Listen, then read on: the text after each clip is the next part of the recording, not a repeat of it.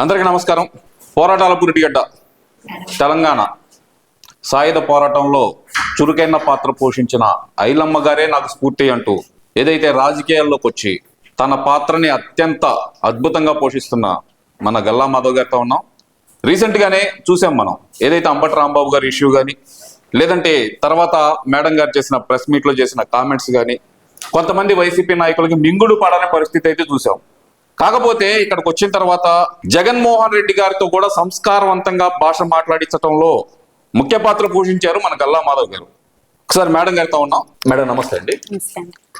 Madam, అసలుకి ఆ రోజు ప్రీ ప్లాన్డ్ గా అంబటి రాంబాబుని చంపేయడానికే వెళ్ళారు మీరు అనేది జగన్మోహన్ రెడ్డి గారు పోర్ట్రేట్ చేస్తున్నారు. నిజమేనా అది? అసలుకి మీరే అన్నారు కదండి పోర్ట్రే చేస్తున్నారని. అది పోర్ట్రేనే. చంపడానికి వెళ్ళాల్సిన రీజన్స్ కానివ్వండి, అంటే మోటో అలాంటిదైతే ఏమీ లేదు. మోటో లేని వాటికి మనం ఏదైనా యాక్షన్ అనేది జరగదు. ఏ మోటోతో వెళ్ళామో దాన్ని మాత్రం మేము ప్రజలకు ఆల్రెడీ చెప్పున్నాం. ఈరోజు అంబటి రాంబాబు గారు చేసిన వ్యాఖ్యానాల మీద దాన్ని ఖండిస్తూ పూర్తిగా మా మహిళలందరం కలిసి నడుం బిగించి వెళ్ళడం జరిగింది. ఆయన క్షమాపణ కోరడం జరిగింది. దాంట్లో భాగంగానే మీరు తర్వాత చోటు చేసుకున్న పరిణామాలు కూడా మీరు చూస్తూ ఉన్నారు. అంతే తప్ప దానికి అంతకు మించి అక్కడ వాళ్ళు కూడా మరీ ఎక్కువగా ఊహించుకోకూడదేమోనని. అంటే ఇక్కడ ప్రధానంగా చూస్తే మేడం, అక్కడ ఆ రోజు జరిగిన సిచ్యువేషన్ లో అసలు దాడి చేసేసారు. ఇక్కడ కాపు కమ్మ అనే కమ్యూనిటీని తీసుకురావటం, వాళ్ళ ఏదైతే వాళ్ళ పిల్లలు కానీ, నిన్న కూడా వాళ్ళ చిన్న కూతురు గారు మాట్లాడటం కానీ, వీళ్ళందరూ తీసుకొచ్చేతలకి కాపు మహిళల మీద దాడి చేస్తారా అంటూ ఒక కమ్యూనిటీ బేసిక్ మీద తీసుకురావడాన్ని అసలు ఎలా చూడాలంటారు? అంటే జగన్మోహన్ రెడ్డి గారికి ఎప్పుడు కూడా ఒక సింపతికి ఒక ఎలిమెంట్ కావాలి.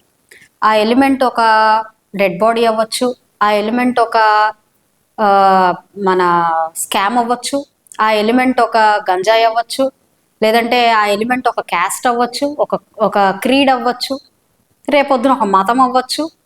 ఆయన ఎలిమెంట్స్ అనేవి ఏవైనా అయి ఉండొచ్చు.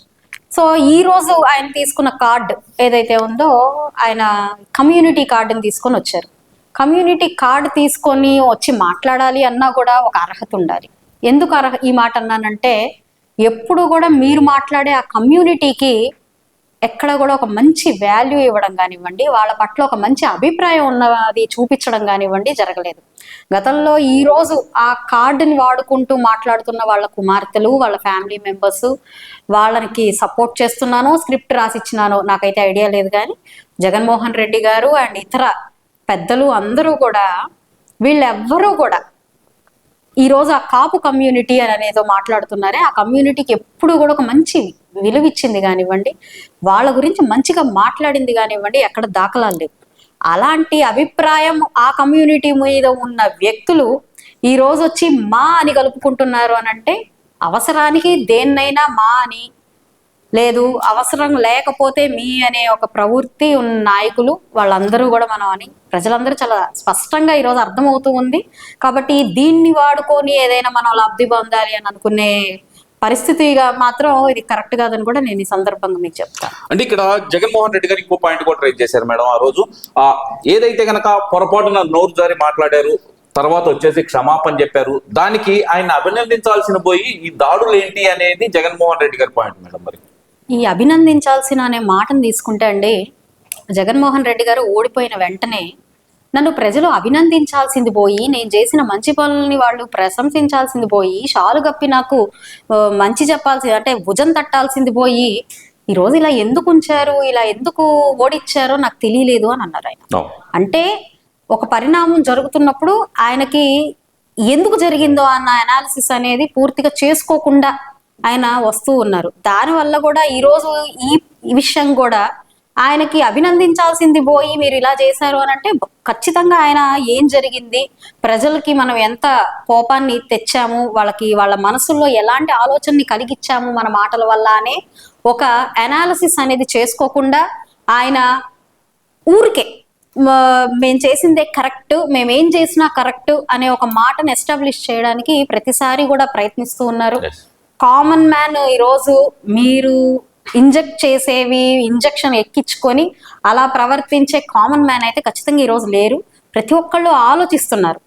సరే నేను కొంతమందిని మీరు చెప్పాను గతంలో, 5 రూపాయలు ఇచ్చి ఫండ్ చేసే వాళ్ళకి, పని పాట లేకుండా ఉండే వాళ్ళకి, ఈ మా మీరు ఏం చేసినా కరెక్టే, నేను మీ వెంట ఉన్నాము అనే చెప్పే ప్రవృత్తి గల కొంతమంది వ్యక్తుల్ని మనం మినహాయిస్తే కరెక్ట్ గా ఆలోచించే ప్రతి ఒక్కళ్ళకి కూడా ఇది ఒక ఫ్రేమ్డ్ ఇన్సిడెంట్ అనో, వీళ్ళు క్యాస్ట్ ని ఈ ఈ అంశంతో వాడుకోవాలనో, ఏదో ఒక మంచి విషయాలని డైవర్ట్ చేసే ప్రయత్నం చేస్తున్నారనో, లేదా కూటమి ప్రభుత్వం మొత్తం కూడా అభివృద్ధి మీద ఫోకస్ చేసింది, ప్రజలకి మంచి చేసే ఒక కాన్సెప్ట్ లో ముందుకెళ్తా ఉంది, దీన్ని మనం ఎక్కడో బ్రేక్ చేసి మళ్ళీ దాని నుంచి ఏదైనా లాభం పొందాలన్న ఒక ఎజెండాతోనో వీళ్ళు ఇవి చేస్తూ ముందుకు వెళ్తూ ఉన్నప్పుడు ఖచ్చితంగా వాళ్ళు చేసే ఏ తప్పైనా మంచిదే అని చెప్పే పరిస్థితే ఉంటుంది. అంటే జగన్మోహన్ రెడ్డి గారు అక్కడ మాట్లాడింది కూడా ఏంటంటే కనుక ఇది జన సునామీ చూశారు కదా, ఇది ప్రభుత్వం మీద వ్యతిరేకతతో ఇంతమంది జనం వచ్చేసారు ఇక్కడికి,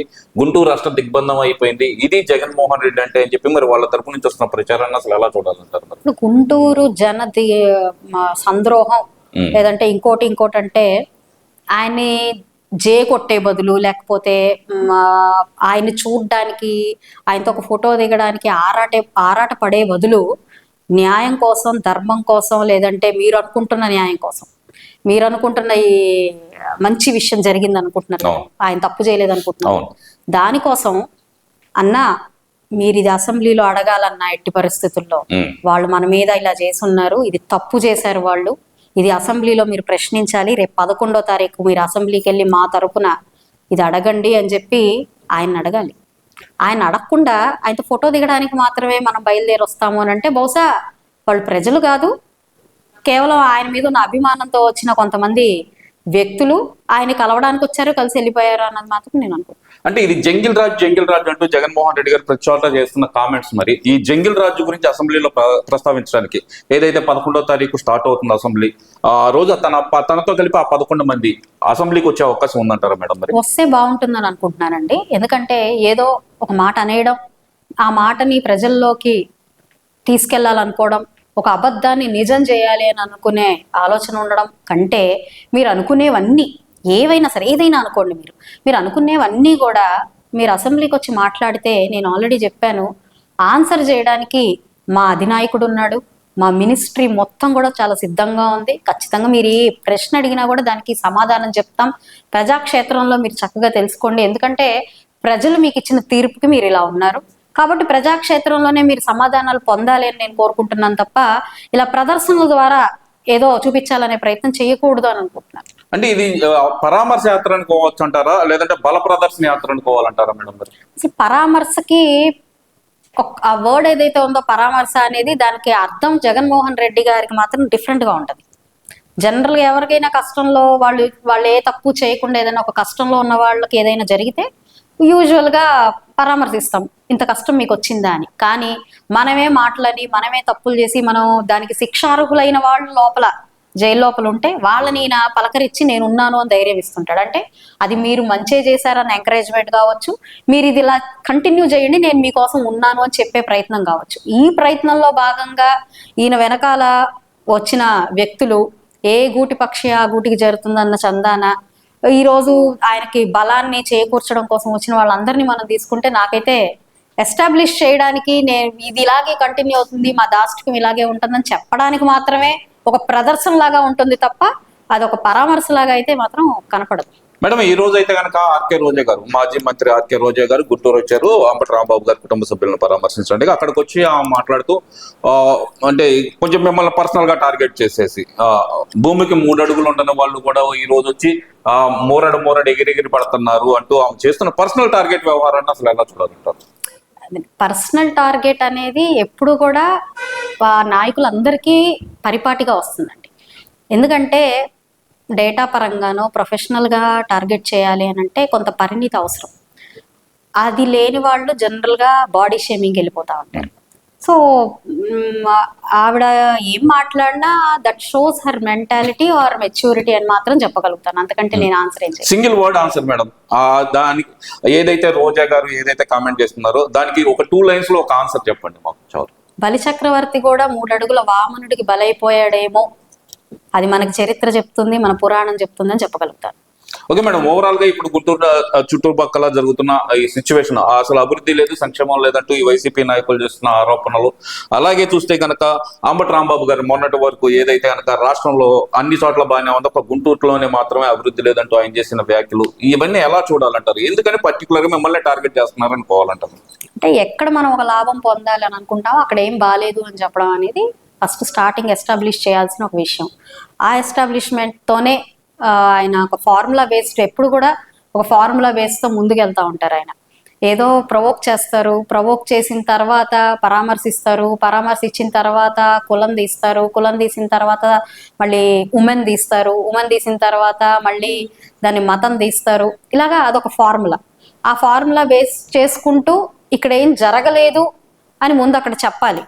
అది చెప్పిన తర్వాత దాన్ని చిన్నగా ఎస్టాబ్లిష్ చేయడానికి ట్రై చేస్తూ ఉంటాడు. ఇక్కడ ఏం జరుగుతుంది, ఏం జరగట్లేదని ప్రజలకు తెలుసు. అసలు ముందు గట్టిగా చెప్పాలంటే ప్రజలకు అసలు ఈ పరిణామాలు ఇవేం జరుగుతున్నాయి ఏం అవసరం కూడా లేదు. వాళ్ళ డెడికేటెడ్గా మేము మిమ్మల్ని నమ్మి మిమ్మల్ని అధికారంలోకి తీసుకొచ్చాం, ఓటేసాం, మా కోసం మీరు నిరంతరం ఉండండి అని వాళ్ళు కోరుకుంటారు. అది ఆల్రెడీ జరుగుతుంది. కాబట్టి ఇంకా మిగతా అంశాల మీద ఫోకస్ వాళ్ళకు ఉండదు. వీళ్ళు మాత్రం ఏదో ఫోకస్ వాళ్ళకి కలిగించాలనే ప్రయత్నం చేస్తూ ఉంటారు, కానీ అవి బెడిసి కొడతానే ఉంటాయి ప్రతిసారి.